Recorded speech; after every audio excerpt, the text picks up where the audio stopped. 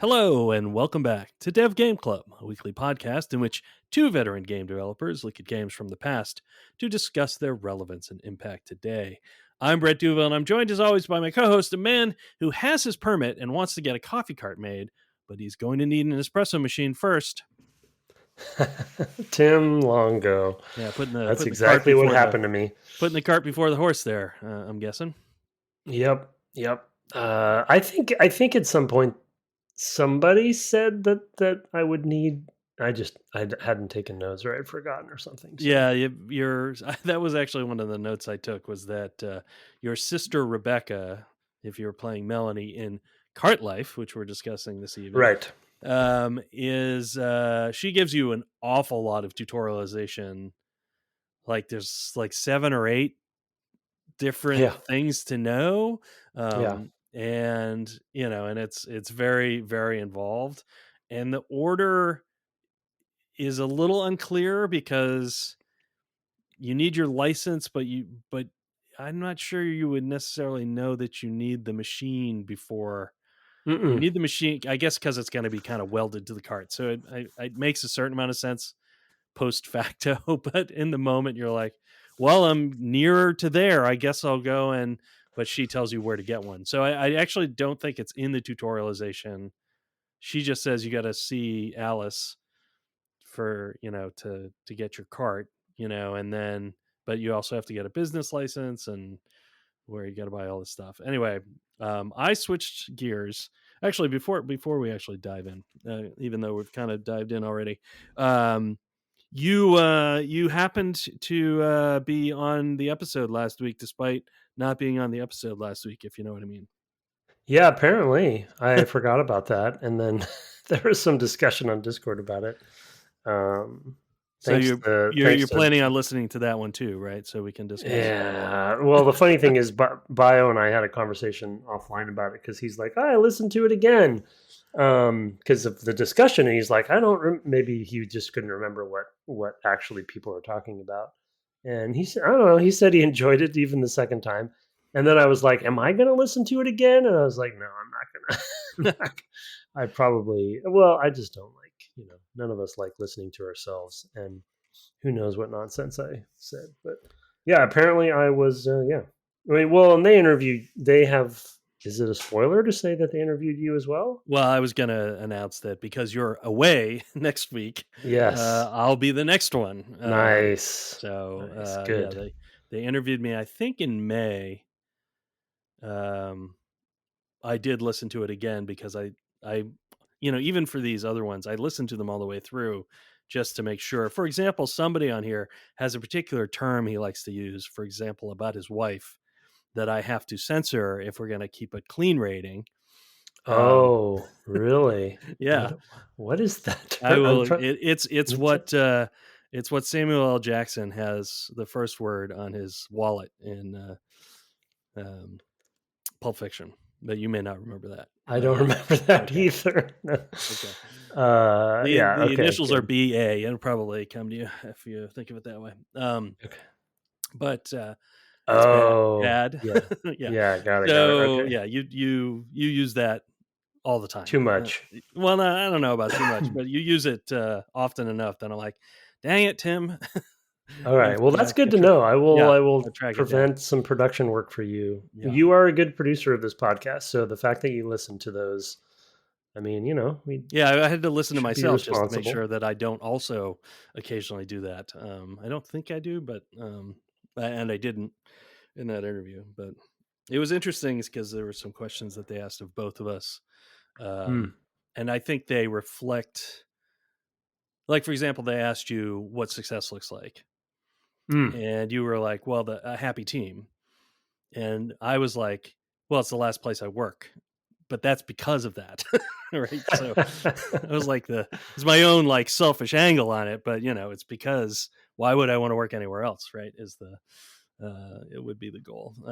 So it's stuff like that. It's interesting parallels. I can't wait to listen to yours then. Yeah. It will be interesting to hear. Maybe I should re-listen to mine too then, just so I remember the questions and how we answered them. Yeah, Up to interesting.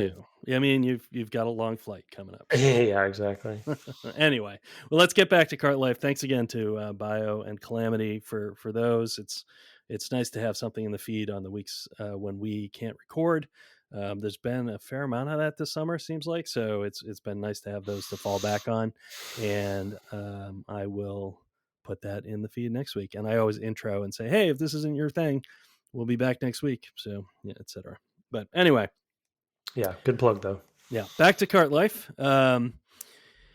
So the yeah, we were So you talking there swapped about all this over. stuff. I swapped over because I wanted us to be able to talk specifically about the basically the same thing because the mini games are different in each of them, and because you're doing Mm. different tasks, and they all have, I think, and there's a third character as well, and I think his are different even, although I haven't played that character. What Um, is he selling? he sells bagels. Okay, so he comes by the He does, coffee. yeah. He's one of the NPCs. You Yeah, see him walking by yeah. actually on that. That's really cool. And then I also found your other character, Andrus. Yeah, Andrus, and had some conversation with him and such. So yeah. it's really cool to have the others in there. Yeah, he's really trying to build a whole, this is one of the things you were kind of talking about in pre-show, is that there's this sense of a functioning town with people Yeah. in it, that these are the people in your neighborhood, as it were. The people that you're going to meet at each of these places, and they're all there for all the characters. I mean, as Andrus, I can go into all the same buildings. I might not have a need to, but I could. So that's Mm. that's also kind of interesting. Yeah, I just realized I saw locks at one of the stores. Yep, And so for the bagel guy, yep. And he's got must to need to have go it. buy locks. Got to Yeah. have that high end lock, and you can't buy too much in advance. I don't think, because that won't keep indefinitely. But Interesting. yeah. Anyway, so the thing I was most surprised with, because I've only ever played Andrus up to this point, was just how much, as I was saying before, of tutorialization there is, like all the steps that she has to go through, Melanie. Mhm. And then on top of that, she's also got her daughter.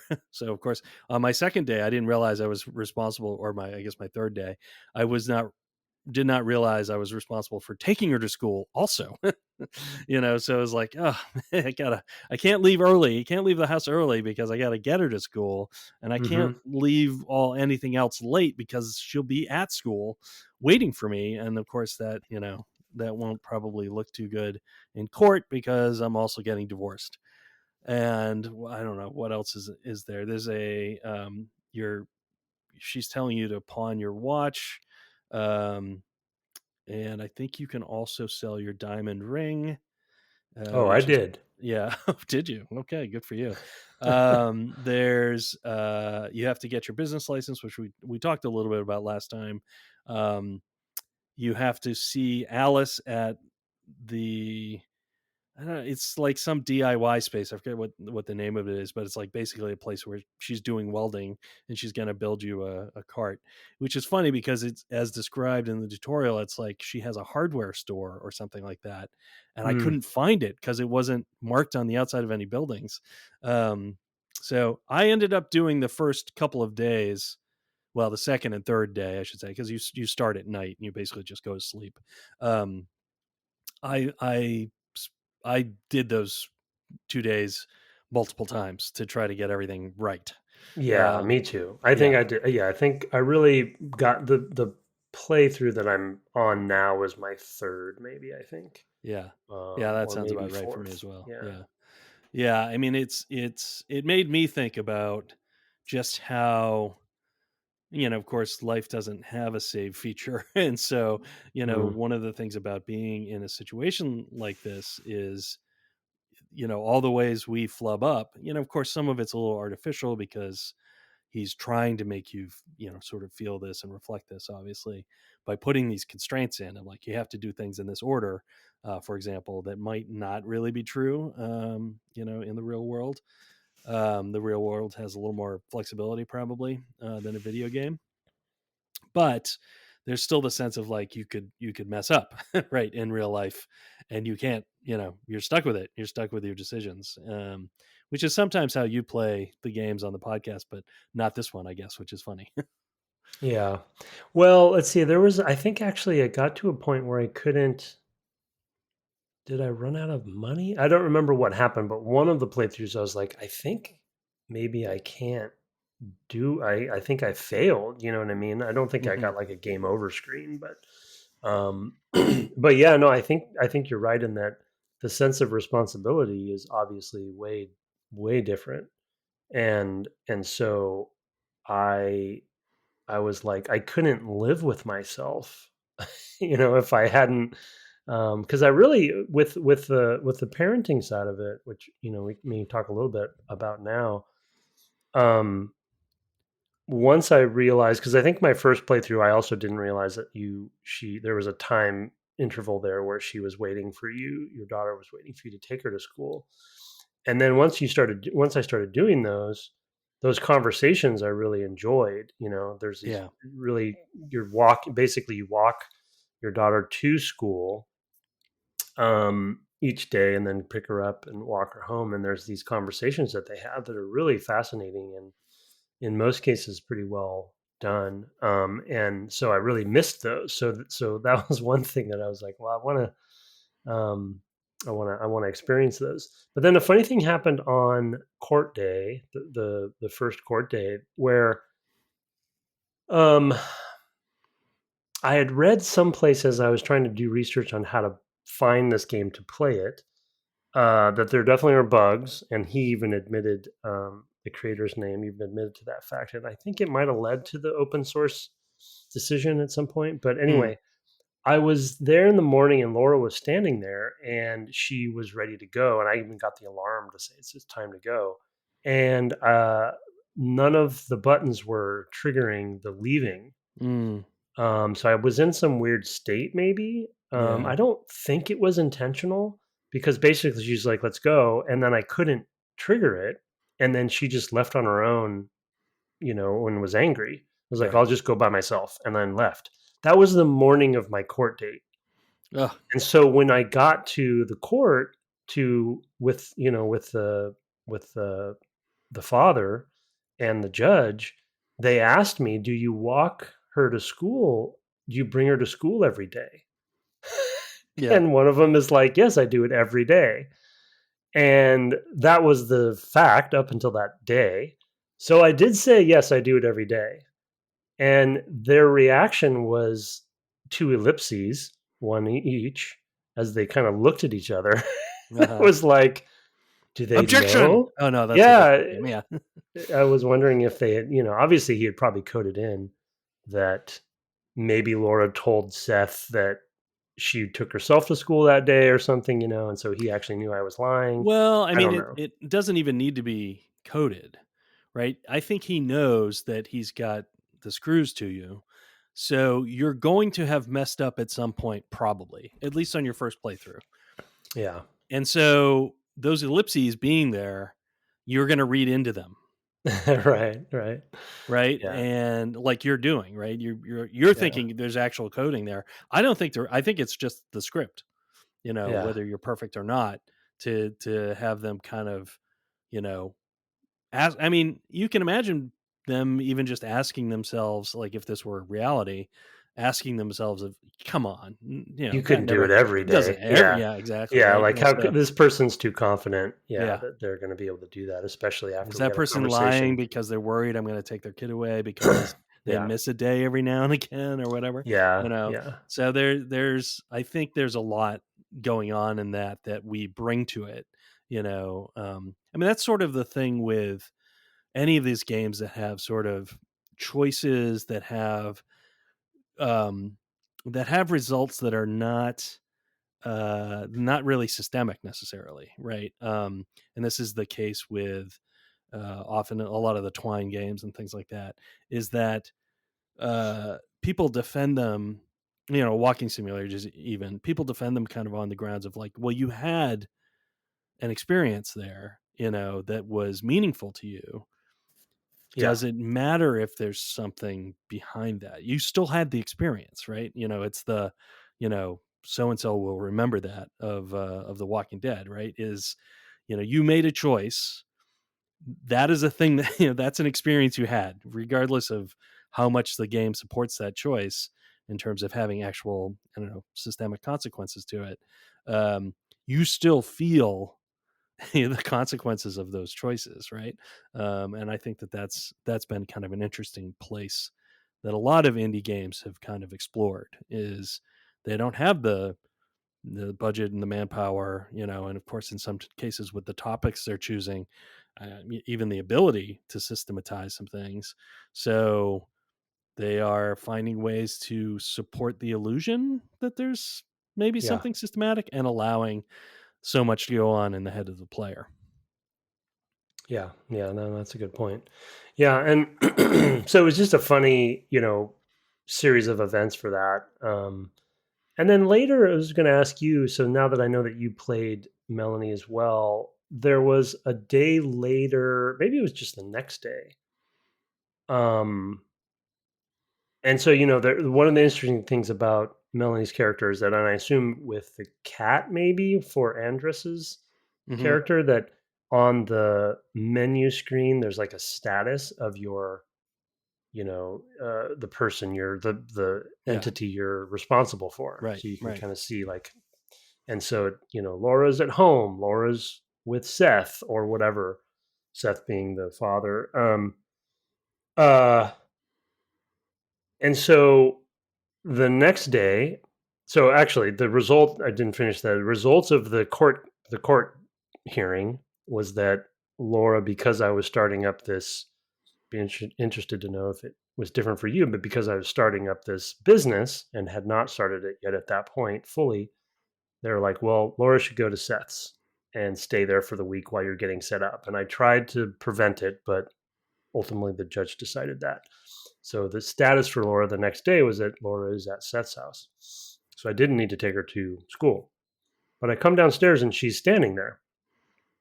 And I was confused for a second as I went over there and she's like, it's time to go. Do you want to go? And I said, yes. But I think the status was still that she's at Seth's house. So then we left the house and there was a flash and I immediately spawned at the school alone. Hmm. Did not have the walk down, Hmm. through the Right. neighborhood or Normally, they have anything. a walk, and the walk and talk. Yeah. The walk and talk, and then I was just there and then alone, like, she was nowhere to be seen, and then I was like, "What was that, a bug? Was that, like, me Well, it hallucinating?" also it also happened to me. I'm not sure. I mean, I don't think you can. Well, I wasn't able to get her to stay with me either.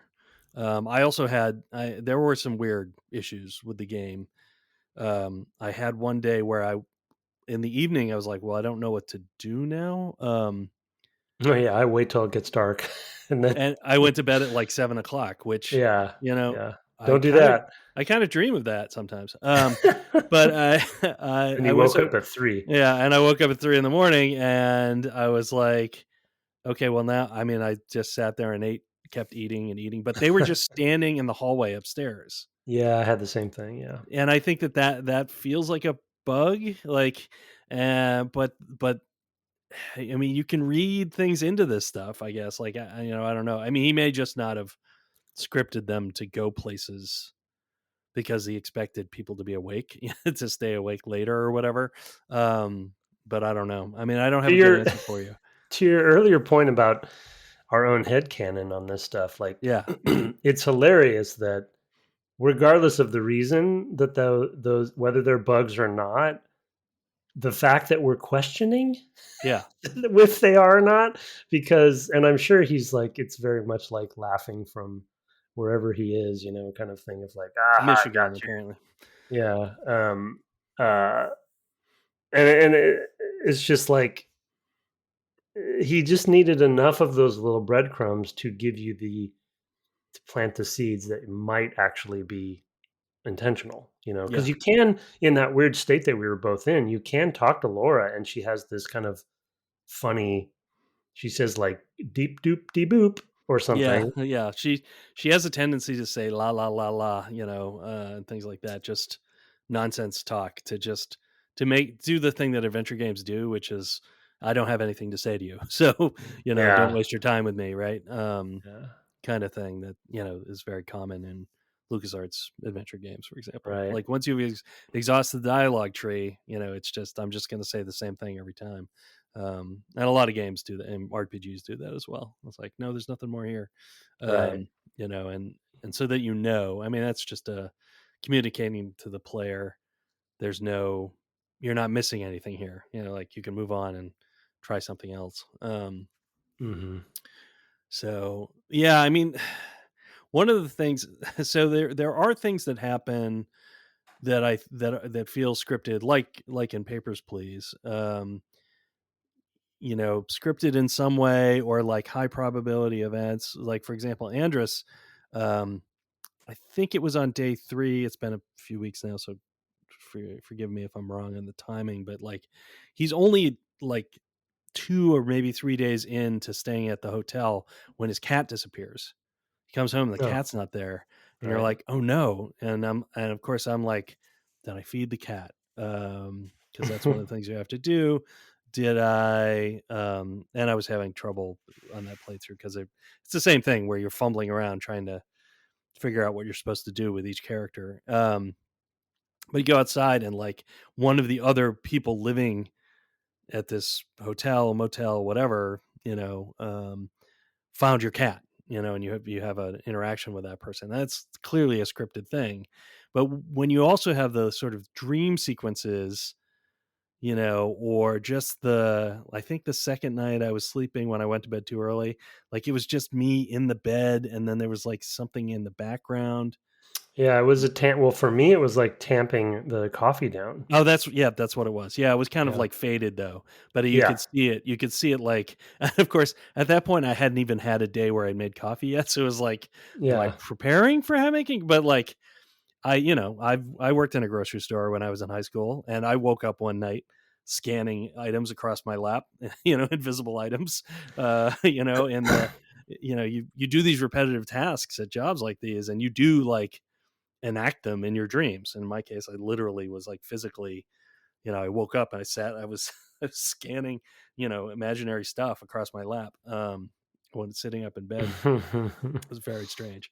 But it's that's the sort of dreams you can have. But there's other stuff where it's like it's Christmas, but I don't have coffee, and Yeah. so You're weird. locked out of the house. Yeah, can't get in the Yeah. house. Yeah, it's very Yeah. off-putting type stuff. And then Although I had one that was a you're date. not a person who dreams, or remembers your dreams, so it's kind of funny. I'm like, these are very realistic to me, and you're like, I don't know. Yeah, exactly. Yeah, I had one in a playthrough that was like I guess a date. It was a little bit, I don't know, weird and maybe semi creepy. I'm not even sure what the guy meant, but he said some things that I'm not really confident about what was going on there. But we were Hmm. like standing on the street on the date, and there were like, we kind of hugged, I guess. Um, but then like Melanie couldn't speak toward the end of the dream. So I don't know. It's very I mean, these are interesting. And these are things that happen in dreams, right? You'll find like, yeah, yeah, yeah. you'll find like you suddenly can't move your legs, you can't move your arms, you can't, like Right. just weird things happen in dreams. And I really like that. I mean, it gives it. I think we mentioned last time. It gives it this kind of Lynchian quality of just Yeah. there's a hidden logic there that is the dream logic. It is reflecting some experience, but also fear or stress. And those things come out in that way.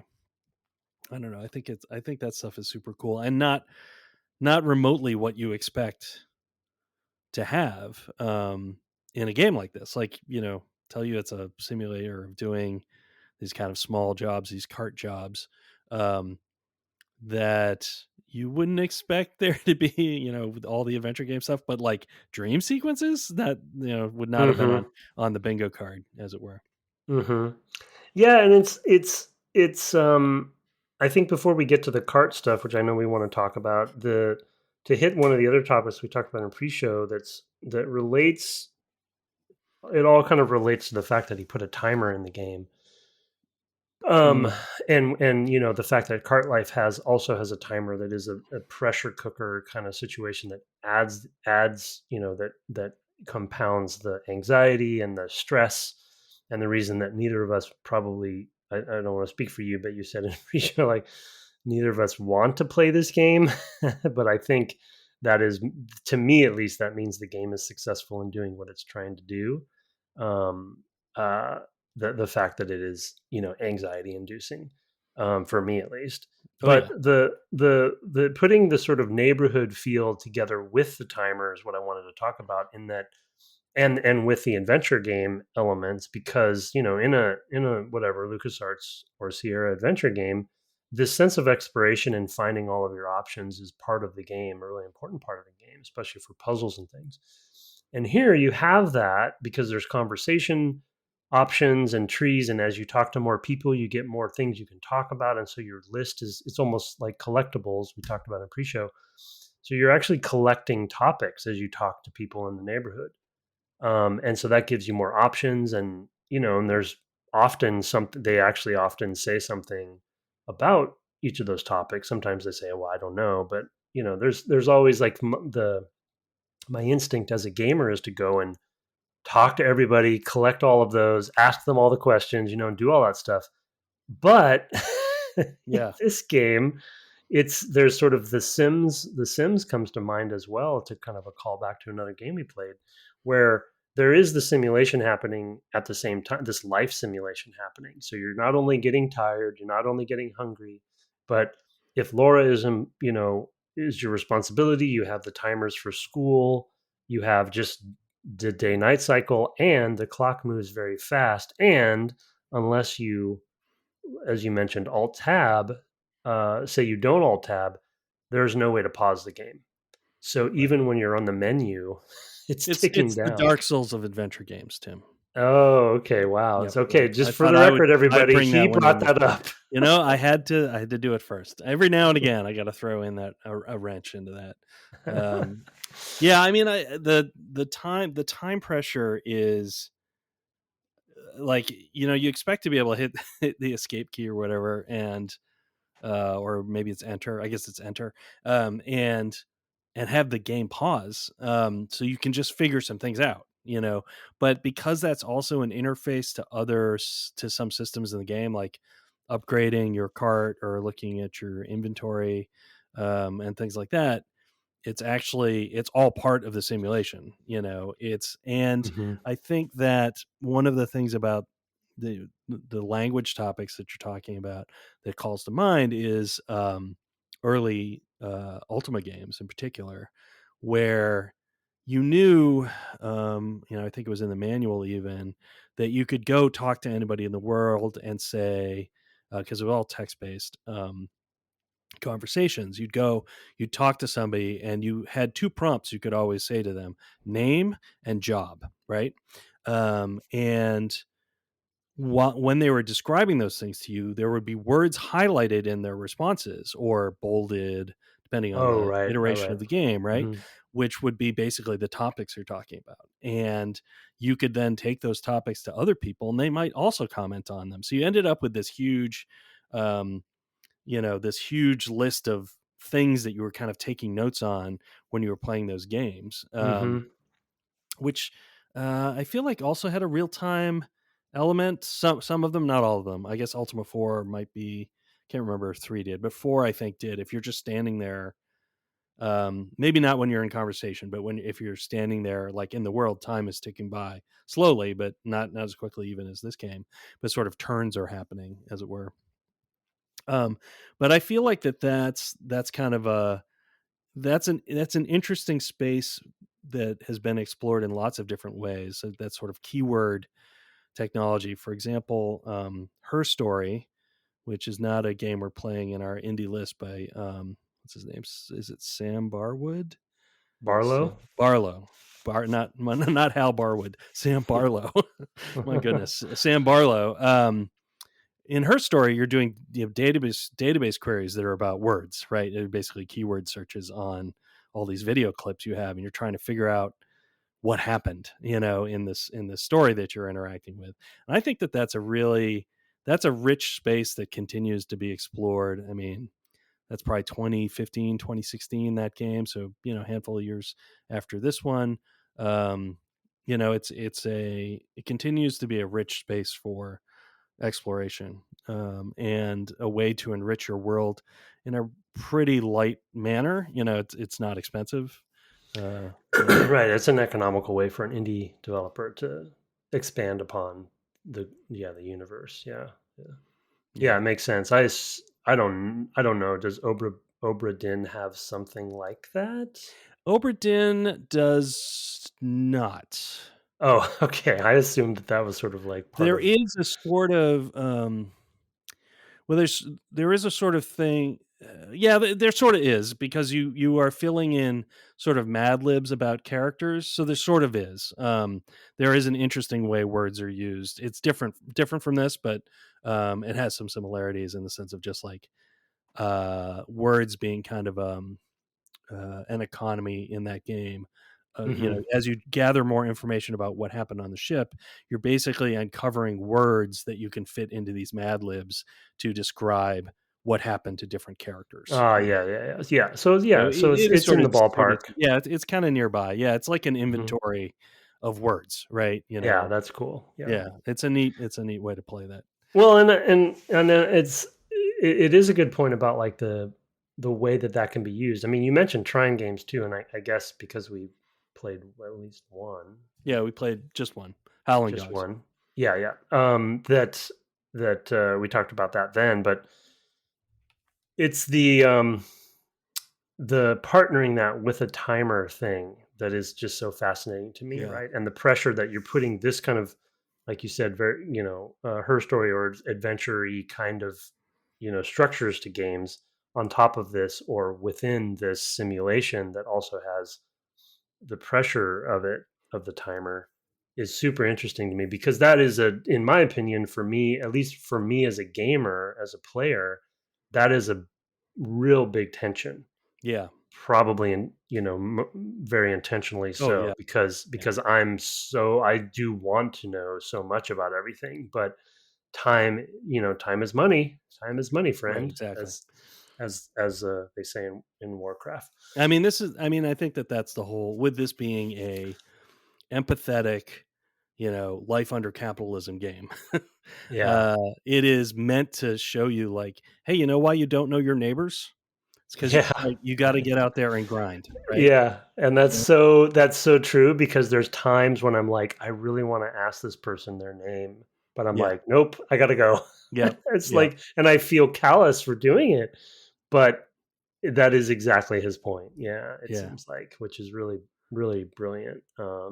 yeah. Whereas in Papers, Please, which is an empathetic game under a authoritative, system, um, you don't want to make small talk because that gets you in trouble, right? Right, right. So it's really interesting. The basically the way these systems have their power is to deprive you of connection, right? Yeah, Is kind of, yeah. while at the same time you're playing this game, which is about you connecting as a player to this character, and their situation. It's really like, yeah, it's a mind bender, as it were. Yeah, and I alluded to it earlier, and but it sounds like maybe both of us have approached it. You've played this before, so this isn't your first time having this experience. But for me, I think for both of us, it's like this. There's a very specific goal that he had for the game. It achieved the goal. Won awards, whatever. People recognized it as achieving its goal, and I can totally see that. But it doesn't mean it's something that I'm going to be drawn to play. Right. Like Yeah. if it wasn't for the podcast, Yeah. like I just it's not that it hits close to home because I've been very lucky and very privileged, and so it's not like I can't even imagine Melanie's life in many ways. But it isn't, everybody has stresses and pressures of their own kinds, and so using your leisure time to do that right Yeah. is really it's a big step for at least for me right now. And I'll tell my coffee story when we get to the sim part, but there was this sort of I did choose this one intentionally because of the coffee part. Mhm. which I'll explain later. But so it was also like there was this. Is that a Gilmore Girls thing? No, no, no, no. Okay. It was Yeah. that's actually a real life thing, Okay. so I kind of approached it with this sort of personal interest, I guess I'll say. Mhm. Oh, Um, right, 'cause you're yeah, of course, I forgot. Yeah, you were yeah, we had a text chain a little while ago, which was about, kind of ridiculous levels uh, of coffee questions. I was asking. what Tim was considering doing in his real personal life with respect to his coffee, and me explaining the degree to which he would not be able to tell the difference. Um, yeah, Yeah, I went straight to the experts on this question. So yeah. yeah, I've become a little bit. And you're gonna put chocolate and milk in it? Tim, I don't think you need to be too No, I worried. don't. Yeah, no, yeah, I don't do mochas anymore. No more chocolate. It's just Oh, okay. straight lattes now for Just a me. Yeah, lot of milk, okay. just a lot of milk. Yeah, Yeah, oat yeah, milk to be fair as well. So okay. it's even changes the taste even more. But Yeah. anyway, I'm one of those people. But Yes, yes, you are. yeah, so it was like it's not like it hit close to home or anything. It was more of just like not. It was an unexpected realization for me of making sure that I don't take baristas for granted. Do you know what I Yeah. mean? Yeah, Because for we sure. actually intentionally don't go out to buy our coffee as much anymore because it's become so expensive. That's where this whole story leads. But then you're thinking about Melanie and her situation and all of the stakes in both games. The stakes are so high, but in this one, as a parent, it's like even higher for me. Yeah. I don't have we had a great email write in about Papers, Please, and they had their perspective that was coming from a very personal place. I don't have that perspective for that game, but for this game, parenting, high stakes, things on the line, making sure kids are getting to school, making sure you're getting them home from school, like all of those different things. So yeah, I don't know. And at It's the same time trying to be present enough in your life to ask questions of your customers or neighbors or whatever, the people that you interact with in these small ways. It's those, so we talk about useful friction in games, often about Mm, different sort of systems and things like that. I mean, that's kind of the useful friction in our lives, right? Is, you bounce up against, you know, strangers. Let's just, kind of think of it in those terms, and you have an opportunity to connect or not, with these strangers, um, and I don't know. This is a game that makes me think about those things, right? And yeah, there's an economy when to that. but not while I'm playing, because while I'm playing, I'm too stressed out, which is why, yeah, this is a game that I've never seen the end of Andrus's journey. I don't think I'll see the end of Melanie's journey. It's just very difficult. I did look up a walkthrough just before we came on tonight, just to see, and there aren't too many out there. This is a game that's like, you want to find a playthrough. There's like two videos on YouTube. This is not a game that a lot. Really Yeah, this is not interesting. a lot of that out there for this game. But there is a pretty decent um, like game facts style walkthrough with each of the three characters represented, though in the description, he is still experimenting to find the sort of perfect day. And one of the things that is amusing, and thinking about Melanie specifically, is he'll say things like, "Oh yeah, I never ask anybody's names because it doesn't seem to change like the amount that they'll pay or tip." So, Right. and He's things like that. min-maxing He life. he's min-maxing the simulator to kind of get through it. Which is one way to certainly play something like this. And I think if you want to see sort of to the end, I think it ends up being a little bit like how I played The Sims, right? Where it's like I had a very Mm, regimented routine to my, mm. when I played The Sims, I was playing Cart Life. Yeah, Yeah, so yeah. my house husband was like, from this time to this time, I got to make sure I do one of these three chores. I've got to either clean the kitchen or clean the bathroom or water the shrubs or whatever it was. And then in the afternoon, that's my me time where I can slowly improve my art, score, and Mhm. things like that. It And really gamifies yeah, the stuff, yeah, which it feels like hearing stories from modern Sims, they got more flexible. Right. if you wanted to Oh, and they not have waste weekends. time, but yeah, Yeah. weekends, but also just like if you were really into building stuff or whatever, like they'd Right, yeah. allow that to happen and not Yeah. punish you. Yeah. Yeah, and you can, they have expansions for different sorts of things that you're interested in exploring in that space, right? So it became more of um an open-ended dollhouse than the sort of highly constrained dollhouse of the first game in that case. But yeah, this game is very Yeah, moment that's to moment. It's so focused. I mean, I'm so focused that I'm tired when I step back from it. Like I'm yeah, just like, whew, oh, that was a yeah. rough You have hour. to exactly. Yeah, yeah. And well, and your point about the playthrough that you or the game fact or whatever that you talked about, like, um, it, so any game that has any semblance of these sorts of systems or simulations or whatever, there's yeah, it's just it's sort of like it proves the fact that there is somebody trying to play the game in a way that allows you to. I mean, min max is maybe not a fair assessment of the way that they're playing the game, but I'll use it as a you know as a reduced down version of it.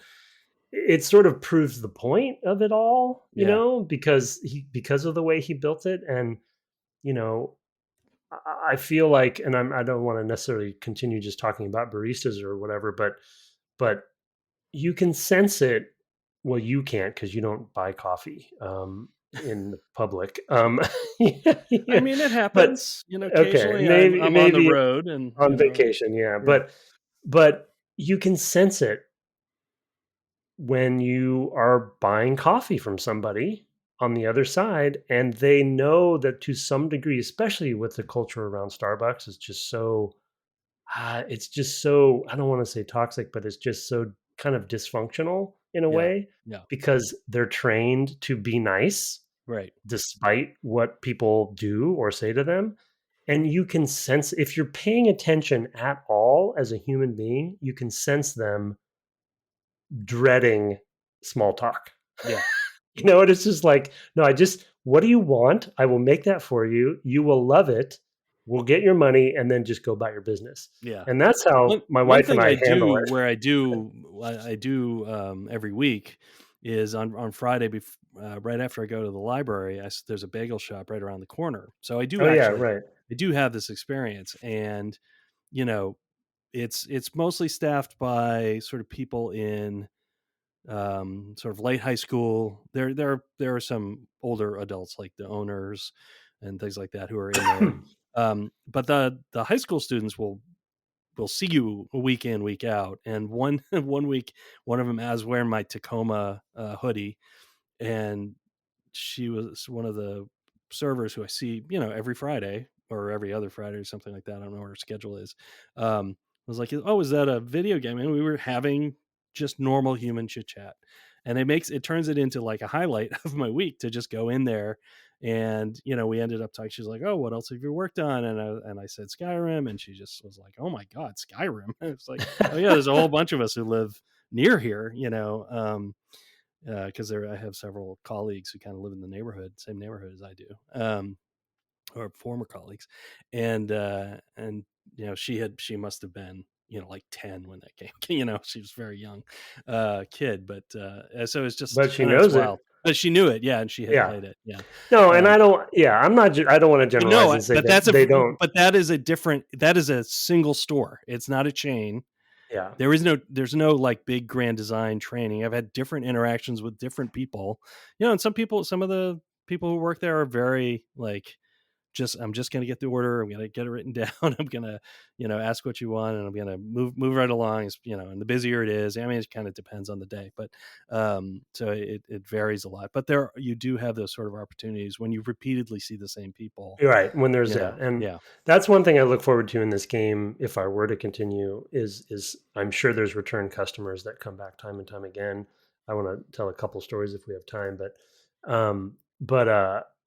to the min-maxing point, it's the counter to that, which your story perfectly illustrates for me, is that So I think it was the bagel guy who came up at one point and was just would not stop talking, Oh yeah, and it was like holding the line up yak, and stuff. yak, yak. Yep, Vin. Yeah, yeah. Yeah, Like me time too. is Yeah, money, friend. yeah, And but to the min-maxing point, and to your point about that server who was asking you about because they recognized you and they were asking you about your job and those sorts of things, there is a side of it where you're starting to where I'm into Melanie's head of this is a job where those sorts of moments can help the day be better, yeah, right? Like if you're just serving and you're just asking the simple questions and you're just giving them the coffee and then going to the next person, then it takes the life out of it.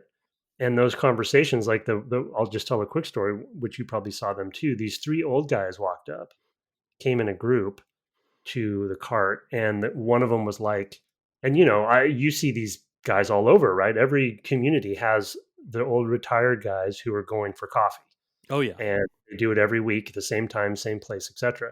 But these guys were getting milk, and this guy's like, "Oh, it's my turn to pay, and I think it's your turn, Bob, or whatever." And it's like, "Yeah, I got to pay." Um, but it was just so delightful, They're like, yeah, "Oh, hey, coffee cart." So like I hope they come back, and I hope they all still order milk, etc. My profit margin's not great on milk, but whatever. And and those sorts of stories, I think, can help the servers, get through their day because there's some nice people on the other side who come regularly and have something to share, versus just being a kind of the more robotic approach that I would take yeah, personally, yeah. because I hate people. Yeah. Well, I would not want to, I would not want to work in any kind of retail environment. I have not had Oh, to. that's all I did. That's all I did in high school and Yeah, college yeah. was No, that's what I did retail. back Yeah. then as well. But yeah, it's not something I think back on and go, oh, those were the days. Um, No, yeah, yeah. no. So those were the days I got through. Well, let's get to some of your stories. And yeah, I think we've got most of the sort of topics hit, so we can definitely hit Oh, some we do. stories. We have to talk. Oh, No, we I have to talk mean, about the we mechanics. have to talk about the mechanics. Yeah, real Yeah, yeah, quick. we Yeah, should do. no, Let's do I'll that, and pass then on my do. stories. Yeah. So the mechanics are different between the different characters, which I thought there was going to be more reuse. Hmm. There's so for Andrus, when you're sending out the newspapers, you are typing. Some of the cart interactions are similar, like taking money and making change. But when you are cutting the newspapers open and folding them and putting them on the shelves, you're typing things. It's like typing tutor or something like that, where the mini game is you're gonna repeat a phrase, type in a phrase that you see on the screen to do it quickly and accurately. And if you mess up that thing, then you make a mistake with whatever task you're I doing. had a couple of those for coffee. Okay, yeah, I get. Yeah, I guess they do. For They do milk, come up. it Yeah, for milk. Yeah, they was do come up. Yeah, just that's true. milk. Yeah, and they Yeah, were but all the it's like sentences it's were a consistent thing you do every day with the newspaper part, got right? it. So Uh-huh. whereas the sort of things you do here more frequently are the more like the brush teeth mini game. Yeah. Hmm. So you want to kind of talk about what all of that is with the Yeah. milk Well, and coffee? it will lead to my quick personal story, and I'll try to make it quick. So, as Brett was alluding to, I've recently become. I won't even say coffee. I'll specifically say espresso out of respect for Brett. Yeah, thank you, Espresso focused, and so it started with my Sabrina wife, and Carpenter. Oh no, sorry. no, started with I mentioned Jen from time to time on the podcast, and so we were trying to save money, so we bought basically a very simple espresso machine for a home. That's not probably unlike the one in this game because we got kind of the lower end one. It doesn't do a lot of stuff. It just does the shots and the simple steaming. And so she was making her own stuff. Because it's just espresso drinks are so expensive at this point. Like we can't do this anymore. So we made our money back in like a month of savings. And this was like whatever 8 years ago that we did this. And so she used to make me mochas occasionally that Brett was alluding to. About in the last 2 years or so, I've become sort of obsessed with these now. I'm no longer drinking mochas, but I've become the barista of the family. And actually, I won't let her because she doesn't, clean the machine the way I want. Like Brett knows, I'm an OCD control freak, Can and confirm. micromanager. So, so I'm like, hey, I'm going to make you all your coffee drinks. So she loves it because she's like, hey, I have my own personal barista. So when I chose Melanie, I was like, you know, I I'm very familiar with that process. I do it multiple times a day now, and I have a routine. I it's autopilot, all this stuff. And so when I got to that part in the game, I was like, oh no, they're literally going through every step that I go through when I make. Now, again, I haven't worked for a job as a barista, which I have a lot of admiration for those people. A lot of it's hard work and they do it a lot. And it's very, I'm sure, repetitive. And there is also an art to it, in my opinion, because it really can taste different if you do things differently. Oh yeah, Um, yes it can. so it's like that, like my Unless, of eyes. course, you pour a bunch of hot oat milk over it. Even today, I made one today before we did our podcast, and I did do something wrong, and I could Oh, taste it despite the did you oat s milk. you scald the oat milk? If you No, no, scald the milk, that'll be a my problem. tamping wasn't Oh, yeah, hard that's enough, so it yeah, was more watery, the yeah. coffee, because I was rushing, so I have a high standard for myself, but I just have a huge respect for people who are baristas, because it is an art, but it's also like you have to do it fast. People have high expectations. They're rude, probably, and don't get it wrong. All those sorts of things. Jen, my wife, was a barista in the past, so she knows the drill. Anyway, so I got to so we're playing this game, and the mechanics of the game, like every single step, starts with, getting the shot onto the portafilter. Then it's like brushing the excess off, and then you're tamping it, and then you're putting it underneath, and then you're pushing it. There's like two steps. One, putting it into the rack or whatever they call it, and then you also had to push it up, so it was actually up Seated against the, properly, yeah. yeah, seated properly, and then you have to pour it, and then you have to take it off, and then put it in the cup, and then you hand it. Every single step that you do to make an espresso drink. Oh, and then you have the ingredients and the recipes depending on what they asked for, which I only had certain ingredients, so I couldn't make. I only had certain things on my menu. So I was just really, and then of course there's a timer, an additional timer, a second timer, not the daily one, but there's like you can't take too long or they walk away and you don't get your Right, sale. And right. I assume you waste the resources at that point too I would, if yeah, you I believe you do, yeah, and it sort of will tell you when you're getting better. I mean, it basically pops up like, "Hey, new, that was yeah, fast. That was faster, or that was the fastest you've done," or whatever, I guess. right. Says something like that as you do it. So it's that sort of like you're getting like one of the things I like about these games is like like with Papers, Please, is like you are actually getting better at the repetitive task, just as if you were doing the repetitive task out there in the world, you would tend to do, right? And it's still a physical task, right? Because you're doing it with a keyboard or a mouse or what have you. Right. So it really is pretty reflective. Obviously, not all the complexity and the feedback that you have, but with an actual machine there in front of you. But it has similarities. Like it's a natural way to merge those things together, and those sorts of like highly detailed um series of steps things is a whole indie game aesthetic. There Mm. was one there was one called, I think, Receiver, which was Hmm. about like gun mechanics, like the actual machinery around guns, like what it takes to actually reload a gun, which of course you see in a million Hollywood movies, and it's like I don't know, it's like magic. It's like they kind of like flick their hands around, and or it's sort of like what Arnold does with the pump action or the The yeah, I shot. guess pump action shotgun, right? That's what Yeah. that's called. You have to pump it, right, to get the to advance the shell.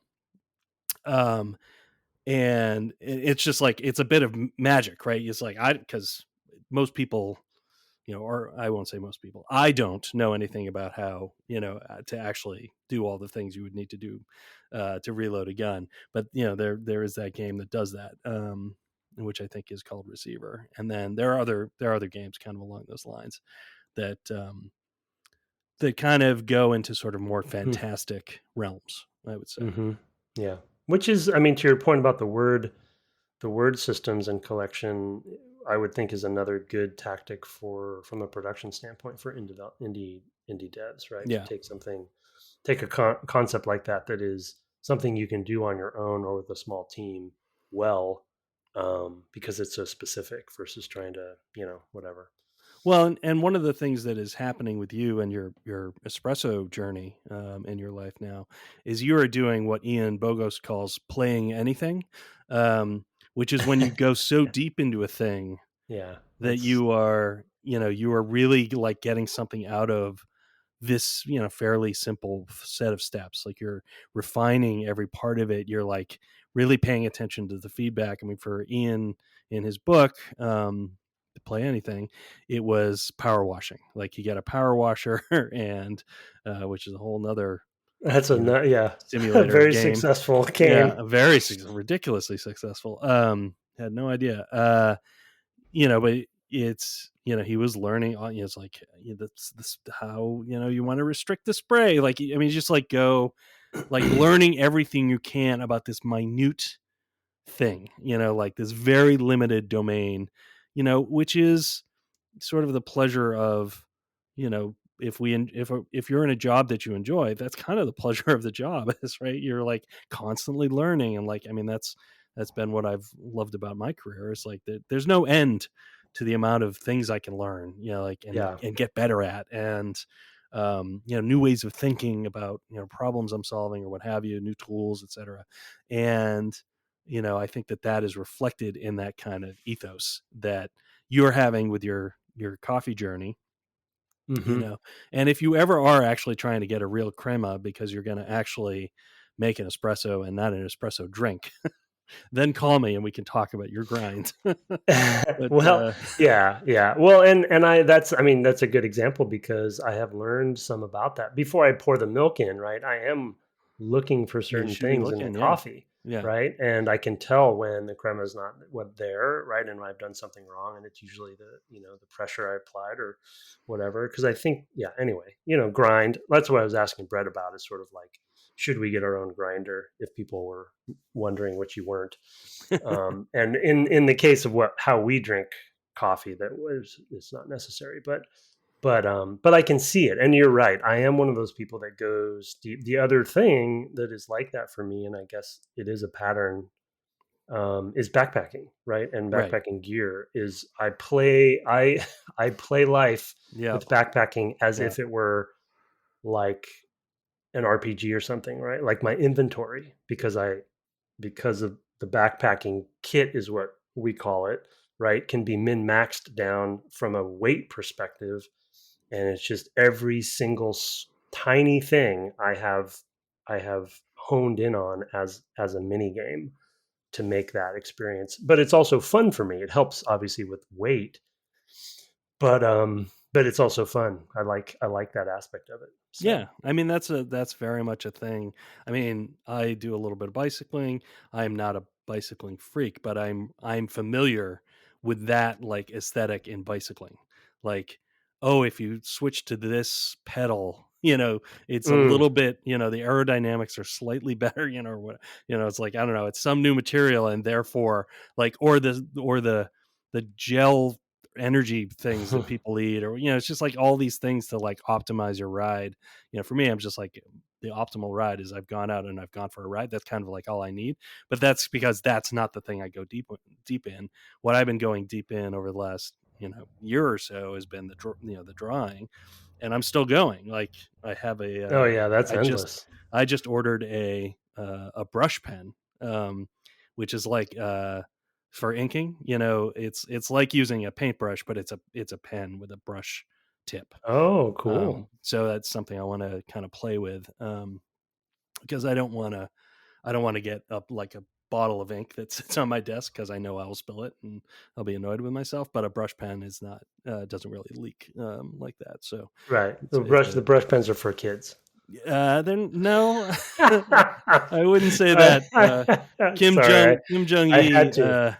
who was a really really fantastic artist, who sadly died like 2 or 3 years ago now, like a heart attack, 41 and like a heart attack. Oh man. Just like what out of nowhere. But he was like one of these guys who could just like draw anything just straight out. Like he didn't have to sit there and plan it out and think of it. He just like painted it with his brush pen.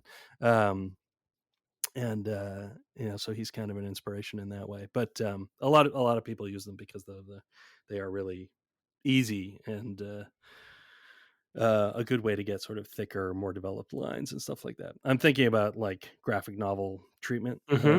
When you So said inking, I mean, yeah, yeah, Greg and I would talk about that stuff a lot, and there's so definitely that's a whole other art form. Is just inking yeah, oh yeah, yeah.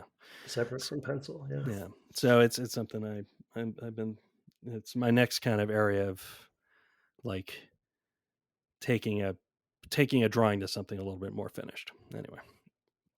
Okay, well, there we've gone and given you a whole bunch of stuff about our lives. We haven't done takeaways Whoops. yet. So let's go ahead and turn to takeaways. We'll try to My do new these blog. It's called Coffee and Backpacks. coffee and backpacks. Now, when you start bringing, the ideal coffee setup in your backpack, then we should talk. Yeah, no, no. That's I have another Which way? process for that. Yeah, Yeah, it's which way? called instant coffee. Yeah, I figured. Let's go to takeaways. Of course, we are doing kind of a joint takeaway with Papers, Please and Cart Life, which we're kind of calling these empathy games. But I think there's some clear parallels and some clear takeaways. We'll probably have a lot of overlap, but go ahead first, sir. Yeah, these are really hard. I mean, it's weird. I don't know if mine will be what you'd expect or not, but the first one is I don't know, maybe a little unfair because this wasn't the I don't think it's their goal. I guess it is and it isn't, but it's why it's a takeaway for me. What is fun? Games and fun. That's my takeaway. Which, I guess speaks for itself really. There's not too much to talk about, but it relates to, as we were just saying on this episode, to cart life in that it's sort of like what motivates you to play a game. I'll say, to make it simple, I'll say, in your leisure time. And then what motivates somebody to make a game like these two games, and how that sort of those two things can there can be a tension between those, right? Hmm. And of course, we don't know their motivations. We don't know if they were doing this intention, specifically and only for the subject matter and to make a statement, or were they interested in making money? I don't know. I know that at least in Papers, Please, it seems like it did well. Um, so everyone has different motivations, but to make a fun game and how that relates, and because my background has always been in a specific place in gaming, it was really hard for me to play and analyze these games because they're so different, they're so foreign to me, and I really had a hard time, like unfairly, I had a hard time justifying how not fun they were to play. You know Hmm. what I mean? Yeah. Um, No, and I that's know what and you it's mean. all psychological. Yeah, So it's subject matter as well, and yeah, all yeah, that. yeah. Yeah, yeah. I mean, I think I'll try to start at a kind of my nearest point to that for my takeaway, which is that in these games, these two games specifically, the characters, the sort of simulation chosen are good player inserts because they're starting at the same place the player is, which is they're just Mm, starting doing this thing yeah. that they have to learn, just as the player has to learn. Right? They are learning the thing, you are learning the thing, Mm, and how those things are represented are different in them. that's good. But it's a very natural starting point for empathy to be in the same position your character is in, the game character is in, as a player, right? This game feels different coming back to it even a decade later because it's like, oh, I already kind of know what's going on here. I mean, there is the difficulty is another part of it because And I kind of had those as sort of two kind of linked takeaways. I was like, well, it's kind of all one thing. Is that the difficulty is also about like that character's experience in the world is part of why these games are so difficult. Is that's also meant to sort of generate the empathy with the player. So you have both the starting conditions and the sort of ongoing conditions that I think are really essential to the sort of empathy game experience. Is like find a way that I can link myself to this character and then have that continue. Yeah. Is a tough thing. Yeah. Maybe we'll make an empathy game someday. I mean, Good well, to takeaways. some degree, aren't all game. No, I don't. Yeah. Yeah, Yeah. No, yeah. that's a Go good one. ahead. What's your second one? Um, so this is kind of a reminder one for me that I think a lot of it we all know, but under this context or in this context, it was like a really good reminder that how important style is for the subject matter of what the game is, and that's in general, but specifically for these types of games. In both cases, the style and stylization and aesthetics side of it were really important for me to even survive playing these games. Mm, There was a little bit of humor in Papers, Please. Obviously the retro kind of stylization of both of them. I think that, say, if you were to imagine, I mean, I can imagine it. I'm not sure. I'm sure it would have a whole different kind of layer of impact. And I know that some of the commentary around Cart Life that I read about when I was looking for how to play the game, I kind of saw a couple comments about it. So I think this is a common, not a hot take for anybody subject, but like the fact that it was retro, Sierra looking adventure game was critical in it not being so crushing. If this were like a uber photorealistic Last of Us, well, I guess there's some commentary there too, but yes, there is. I was rendering wondering if you're going to pick of, up on that. yeah, of Cart Life, it would take on a whole nother layer of just, yeah, crushing Yeah, I mean, emotion. I think at that point you're better served by film. Um, Yeah, honestly, and I right? think that's the big debate about Last of Us. Yeah, yeah. Yeah. Well, yeah, I mean, yeah, we talked a lot about that because I watched the first season of the show recently, and but you think of something like this as like, oh, I don't know, what's that? Mouse. Well, I was gonna say Clio 5 to 7, or what is that one? The K Dorsey or something. K. Oh, I can't remember the name of it. It's got that super long title, and it's like in the top 10 Sight and Sound. It's about this woman who is having affairs basically on the side prostituting herself in this movie. But there's like this whole long scene where she makes like potatoes. I can't remember. I'll put it in the show notes. Um, This is a film? this is oh yeah, classic. But Okay. it's like 3 hours long, and it's like very like this is this person's day. I'll send it to you in text. Anyway, yeah, I kind of had that. I kind of have something similar to that, but I'm taking it from a different direction, which is, this sort of low res stylization, the procedural generation pieces, and sort of the text stuff that we were talking about are all like, hey, if you're a solo creator, Oh, yeah, have right. I got some production techniques for you? Yeah. And one of the things I took away from this is like you can actually do quite a lot of interesting Mm. stuff with quite a little, right? This kind of, we're kind of here at the end of our whole long indie run. Thanks for those who stayed around. um, and I'm sort of reflecting in a way about all of them as like these are all small teams doing, in these cases, like, tiny teams, one person teams. I think, I mean, Mhm. maybe some music and stuff from others. But where they did everything, and how do you leverage that? And you have to make every choice very thoughtfully, from a production standpoint of how can I get bang for buck? How can I get, um, you know, replayability or even just playability? It's just like you have to have, a bunch of characters who are going to come up and make small talk about topics around the world, right? you need then to have these sort of low fidelity everything, etc. I think, and then the text words in the case of Cart Life, or you've got that guy who keeps coming back with progressively different passports and Oh yeah. whatever, and that it's like you have these repeated things that that have ways of sort of generating meaning to the player, and like a place to hang your hat. I don't know, it's just the production techniques here. It's all kind of lo-fi, but it has real heart to it, as a result. So I think that that's a real selling point to these games.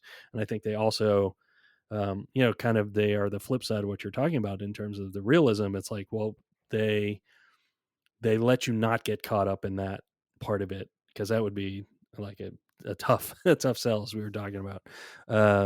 So I think being at the level that they are, and in contrast, mentioning that Sam Barlow, her story game, those are all like FMV clips, Mm. but the lo-fi aspect of that is the sort of fake computer interface you're using to search this database, right?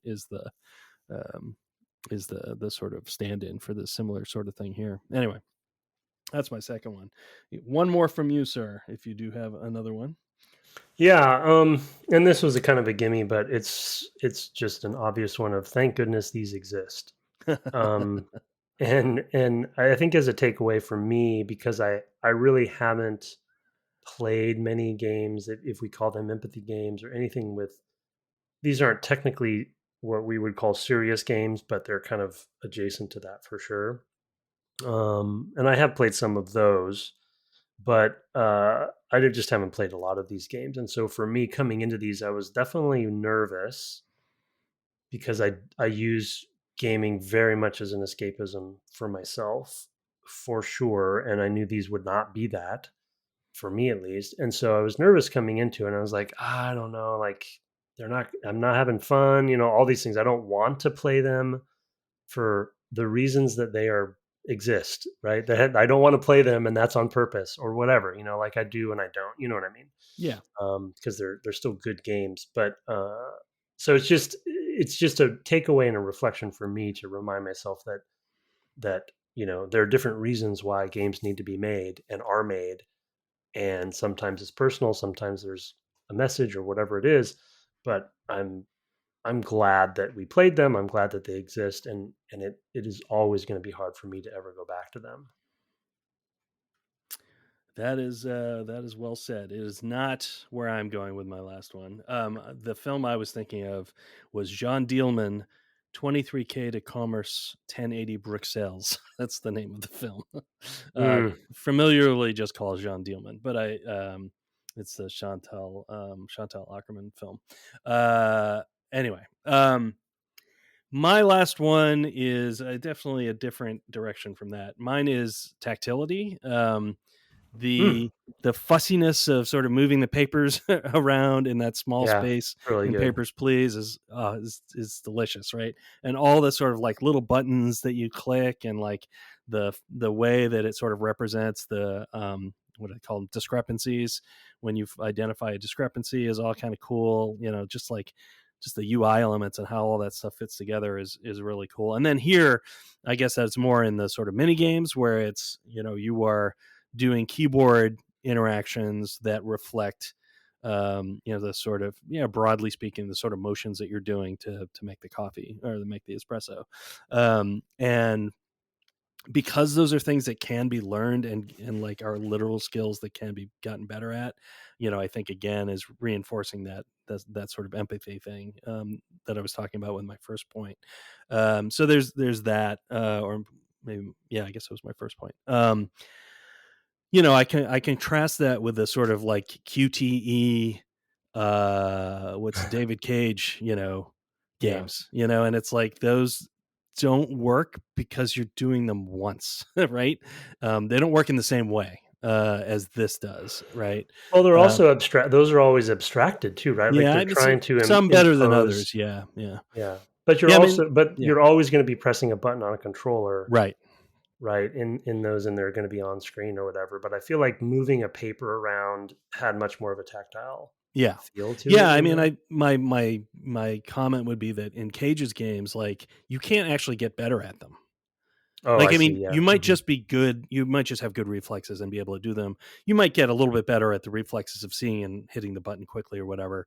You get a little bit better at them, but because they are abstract and you're not actually doing consistent actions with them that you're repeating, you have no connection to the actual things that are happening on the screen other than I'm pushing a button and this is happening. You're watching or the God of War games, the Yep. as well, right? Anything with the QTEs here, it's like, well, we essentially have what are QTEs, but because they're sort of systemic and repeated, and feel really tactile and connected to something you're doing and can see that you're doing, it has a really different impact and really, I think, ties in again really strongly with the sort of empathy approach that these games take. Yep. That's a good one. So, do you have honorable mentions, or are we good there? No, those are all mine. Yeah, Okay. those are it. Yeah, All these right. were, and I applaud you for thinking of playing these two as a set because they really, I hadn't realized how much of a set they are Yeah. together. Yeah. Well, thank you. I do sometimes come up with the right matches, especially, this is kind of the area where I definitely have a little more exposure than you. So Oh, I way find, more, way yeah. more. Like I haven't played Her Story. Like like Oh there's yeah. I have a lot of blind Yeah, I spots. recommend it. It's fun. Definitely another kind of weird After game. Yeah, after this series, I definitely want to check out Obra Dinn too. Oh, I think you'd like Oberdin quite a lot. I mean, it's kind of a big logic puzzle, but there's still a lot of interesting discovery and like Well, I'm playing. fitting I mean, things together. Yeah, I know Outer Wilds, right? Like it fits that really is well with what you're playing right right, now. right. Well, and your um, point about like word collection, like Outer Wilds is sort of that same motif, right? oh You're yeah, that's true. you're collecting data basically that r- leads to other data, right? Yeah, So. as it always does. I wanted to point out a couple Easter eggs I saw in the game when I was playing it this week. One is that I don't think you've ever played the video game Passage, Tim.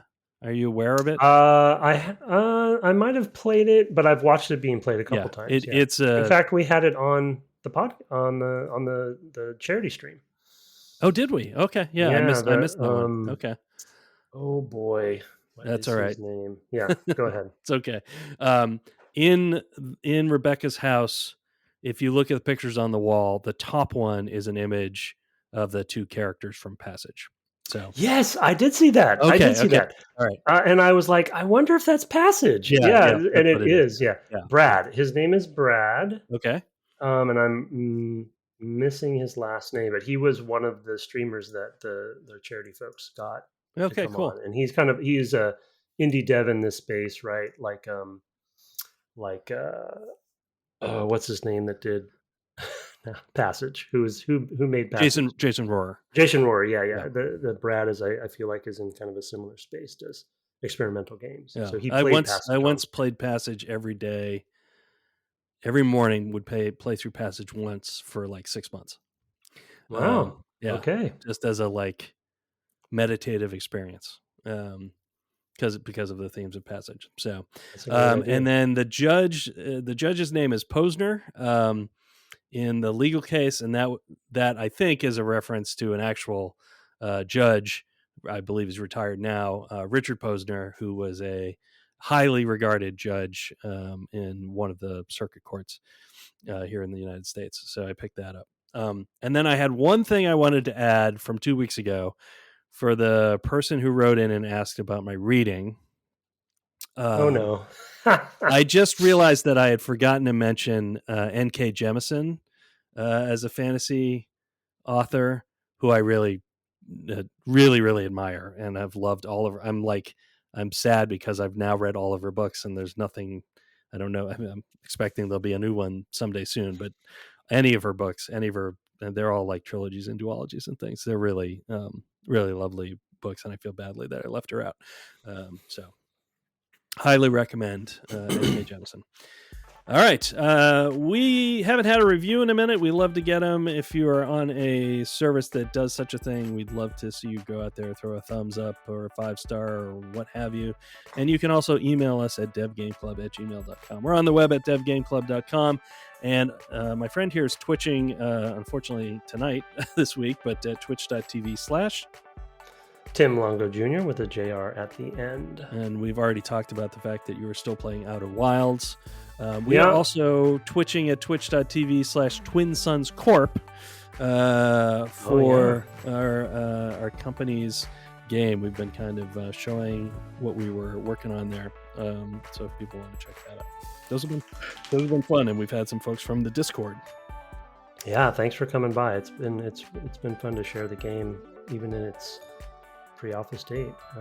So we're done with our indie series. This is it. We did it, folks. No, I actually have. We played all the indie games. We played all this except for the 15,000 that came out today.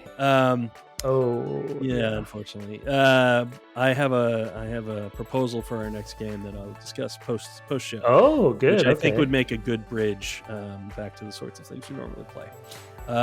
We have a fan run Discord. There's a link to that in the show notes. We've referenced that a few times already, as well as some of the members.